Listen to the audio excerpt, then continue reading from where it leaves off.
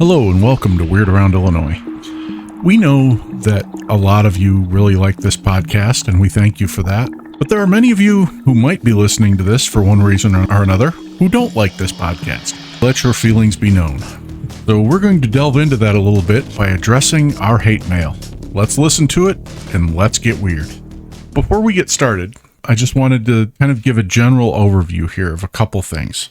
A lot of our hate mail comes from two different problems, I think. The first problem is that people assume that this is our job, that we do this for a living, that we have a production team, and all we do all week long is research these stories and edit these videos and go over every line of what we're going to say in a podcast. And I know there are people who do that, and I enjoy those podcasts very much, but we try to spell it out for you really, really clearly that we're a family that just goes out and looks for weird stuff. And, you know, we've got jobs and schools and grass to cut and sinks to fix and things like that. So, be specific. Yeah. We probably don't spend as much time on this podcast as some people think we do when they're posting the hate mail. You know, not that we don't take it seriously, but we're not at the point yet where this can be a full-time job for us. So it's life kind of gets in the way sometimes. Now, if we get to 20,000 subscribers overnight, then maybe. Yeah, certainly. The other thing that I think often leads to miscommunications or misconceptions is when we post shorts. Often they are clips of other videos and they're taken out of context, and sometimes that's on purpose and sometimes it's not, but a lot of times people will listen to a short and think that's the entire point we were trying to make in our video, and they go completely off the rails about it. And we'll address a few of those specifically as we go on. Those points said, this has been a recurring thing that we do every once in a while, just read the hate comments. We'll see if it gets to us this time. Yeah. Our first one was from 2 weeks ago. We're going from most recent to probably older. It goes, seriously, call the cops for a Bigfoot breaking down your door? Can't protect yourself or your family? Must make you feel real good. I would love to hear how he's going to protect his family from a Bigfoot. Yeah, I don't think there's a ton that you could do. No, I mean, everything I've heard is that if you pull a gun on a Bigfoot, he's going to make you eat it. Yep. And if you call the police, they're not gonna believe you. That's for sure. Well, no, but I think calling the police is probably as effective as, you know, punching it or throwing rocks at it or taking out a gun. At the very least, they'll be more intimidated because there will be more people involved. Right. I guess so. I don't even know the context of which. Well, I'm assuming it was a short that this was put on. It was a short. It was I forgot the bigger video it was taken from, but basically it was a short where we said, definitely call the police if there's a Bigfoot at your door, but, you know, don't call the police, you know, because you think you saw an alien in the sky or a UFO in the sky or something. Yeah, okay, that's fair. Yeah, I guess there's not much more they could do about that. Yeah. Yeah, and like you were saying, this is just one small point we made in like a bigger podcast. This really wasn't the main focus at all in our video. No, it wasn't even a Bigfoot video. It was just kind of an aside. But that's the danger. We know that when we post shorts, there are going to be people who react to just the point in the short, and you know that's it is what it is. Yeah. On the other hand, I think that short got like 1,000 views or something. So yeah, great. So the second one we have is from Chad Kirk 1358, and I love this one because he says, as a Hoosier, as soon as you bashed the state, click, done. Rage quit of a Indiana resident because of our bashing of Indiana. And, you know, I gotta say it's much deserved because we did unleash some hate on Indiana, and no regrets. No. I mean, we're certainly sorry to see Chad Kirk go, but there were no lies told in that video. I gotta say, I appreciate the creativity of this comment. Yeah. Click, done. Right. That's wording I don't hear very often. Yeah, you know. The next comment is, you guys did zero research about the upcoming doc and are just talking to talk. Willow Creek. Good thing Jeff passed and didn't see the footage. They're referring to Jeff Meldrum. Yeah. And then 2 big laughing emojis somewhere. I think it was in the middle of it. Yeah. Now, I read this wrong the first time. I thought he was saying, good thing Jeff didn't live to see our video. And I was thinking, yeah, I'm sure Jeff is very happy that he died of brain cancer before he got to see our video. That's the stupidest thing I've ever read. But I think he's talking about the video itself that we were talking about that was discrediting the Patterson-Gimlin film. Yeah, especially in the context, just in the format that I'm looking at right now. It looks pretty bad. Yeah. In terms of research, yes, we did do plenty of research. I think I misspoke when I said Willow Creek. And the reason I misspoke was not entirely without research either. I was thinking of the movie Willow Creek, which was actually set in the area where the Patterson-Gimlin film was shot. And they refer to that several times in the movie Willow Creek, and I think that was just the first thing that jumped in my head when we were talking about it. Yeah, I think they're probably like right next to each other, so it's... Well, I'm not going to say that because we'll get more hate mail if it turns out they're miles and miles apart. I haven't looked at a map. So yes, I'm not doing my research on the hate mail, but the Willow Creek thing was not something that we just made up or, said the wrong word or something. It was actually researched, but apparently researched in the wrong way. I was trusting a movie rather than trusting the actual source. Okay. And this one, Rexema. It's called a mid-tarsal break, guys, or tarsal. Tarsal break. What was the context of this one? Same video. We were talking about the movement of the foot in the Patterson-Gimlin film and how it was. Jeff Meldrum had said that it was something that you wouldn't see in like a monkey suit or something. It was a classic primate foot movement. And I think that's what he was referring to as the mid-tarsal break. And, okay. Shame on us for not knowing the technical term for it. Yeah, didn't go to Bigfoot education or foot education particularly. That's why we needed Jeff Meldrum. Again, we're a family of goofballs going out and looking at videos and looking in the woods for Sasquatch, and there are people with PhDs out there who are researching the shape of primate feet, and Jeff Meldrum was one of them. Yeah. So the next comment was from Susan Goldberg, 1282. This was from 2 months ago. She said, "More photos, please, and less time on the Illinois map." Now, I know you feel her on that one because we debated endlessly on this when we kind of changed format a couple of years ago when you were getting overwhelmed with cutting these videos. And we did a couple experimental videos where we just showed the logo, and people seemed to like them as well or better than they like the ones where we put in all kinds of photos and videos. Yeah, there's a lot of context with that. So before, for those who just, only listen to this on audio, on the YouTube platform, a couple of years ago, you'd see a lot of just flashy, different scenery and whatnot that you'd see, and also captions on top of it. But it was just overall really overwhelming, and I didn't have enough time to do that and a bunch of other things, so I just flipped to something that was a little bit nicer looking, and I think it was still the right choice. It looks better and fits our brand. It does, and when we have like actual appropriate photos and videos, we do put them in. Oh yeah. And I think you'll see in some later comments that people actually got on our case because they didn't like the stuff we were putting in because it wasn't personal, like a video that we took. It was like stock video. Yeah, so, long story short, we laid off the stock videos and whatnot, and we just kept it simple with real stuff that we recorded and taken. Yeah. Or stuff that, fills in context holes. Yeah.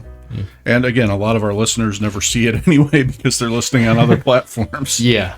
This is purely a YouTube thing. Mm-hmm. Next one is literally the only thing in Illinois are taxes. No such thing as Bigfoot. That's You know what? You can't even argue with this one. No, that's fair. No. And that's not hate on us. That's hate on Illinois government. And I again, there's nothing we can say. Yeah. We all pay taxes here. And none of us are happy about it. Yeah, if you want to talk facts, as far as we know, he's not wrong. Yeah. But, no such thing as Bigfoot. I'm sure there are a lot of people in Illinois who would argue with that. We really can't because we haven't seen him yet, but there are people who would take issue with that. Yeah. It's Greg Sema again. 1 month ago. Okay. Mr. Mid-Tarsal Break. Yep, you guys had quite a few things that were wrong, question mark. Bluff Creek? Hello? I lived in Willow Creek for over 14 years, dudes. Furthermore, you haven't even seen the new footage of it as of yet, but opinions are everywhere. Nothing changes what is seen in the PGF. 2 exclamation marks. Patterson Gimlin film. Oh, Patterson, okay. If that was a squatch, then there is no such thing that people are seeing everywhere across America? 2 question marks. Yeah, he's kind of all over the map with that one. In our defense, that video was not available when we made our podcast. It was kind of a preview to the video. We may want to watch it and then make a new video on it. Yeah. I'm not even sure if it's been released yet. We'll have to check into that. But yeah, opinions are everywhere, and we love to give them. Yep.